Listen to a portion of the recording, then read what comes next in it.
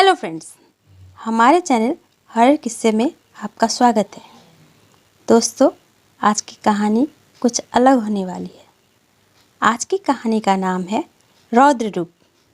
उम्मीद है आपको आज की यह कहानी पसंद आएगी। तो शुरू करते हैं आज का ये वीडियो बिना किसी देरी के। दोस्तों, नॉर्थ बंगाल के धूपगुड़ी ज़िले के छोटी सी गांव में रहने वाले रोहित की है। रोहित 18 साल का बहुत ही होनहार मेहनती लड़का था। रोहित का परिवार बहुत गरीब था। रोहित के परिवार में माँ, पिताजी और उसका छोटा भाई सुमित था। रोहित अभी इंटर की पढ़ाई कर रहा था। उसके पिताजी की आमदनी ज़्यादा ना होने के कारण पढ़ाई का खर्च पूरा करने के लिए रोहित को भी पार्ट टाइम जॉब करनी पड़ती थी। एक दिन ऐसे ही कैटरिंग के काम के लिए जाना पड़ा। रोहित को काम से आने में काफ़ी देर हो गई थी। रात करीब 1:45 बज रही थी। रास्ता काफ़ी सुनसान था। वो जिस रास्ते से गुजर रहा था वहाँ एक शमशान था और साथ में ही माँ काली जी का मंदिर।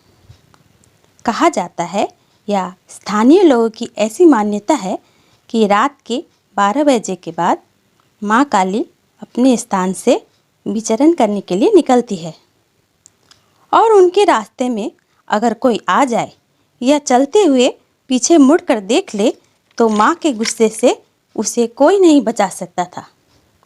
यूँ कह लीजिए, माता की इच्छा के विरुद्ध कोई उनके दर्शन नहीं कर सकता था। लेकिन बेचारे रोहित की तकदीर शायद खराब थी।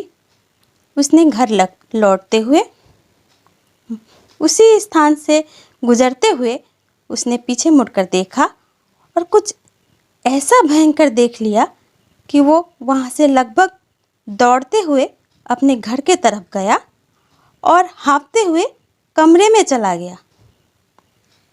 बस उस रात से ही रोहित की तबीयत बहुत खराब हो गई।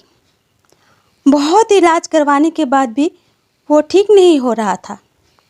बस हमेशा कुछ बड़बड़ाता रहता। तब उसके माता पिता ने पंडित ओझा को भी दिखाया, लेकिन कुछ फर्क नहीं पड़ा। एक दिन उन्हें एक बड़े तांत्रिक पंडित जी के बारे में पता चला, लेकिन तब तक बहुत देर हो चुकी थी।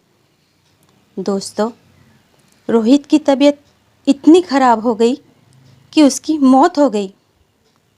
उसके माँ बाप बहुत परेशान थे कि ऐसा क्या हुआ उस दिन कि रोहित की तबीयत इतनी खराब हो गई कि उसकी जान ही चली गई।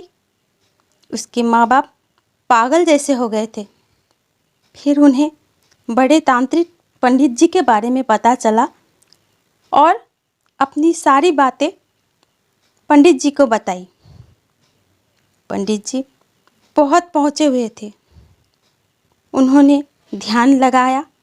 फिर उन्होंने जो बात बताई उसे सुनकर सबके होश उड़ गए।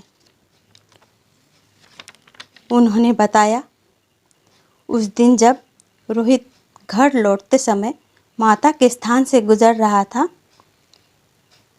गुजरते हुए उसने पीछे की तरफ मुड़कर तो देखा, उसे माता काली साक्षात दिखाई पड़ी। माता अपने रौद्र रूप में विचरण कर रही थी और माता का ऐसा भयंकर रूप देखकर रोहित सहन नहीं कर पाया और यह माता के इच्छा के विरुद्ध भी था, तो इसीलिए रोहित जिंदा नहीं रह सका। यह सुनकर रोहित के माता पिता रोने भी लगने लगे।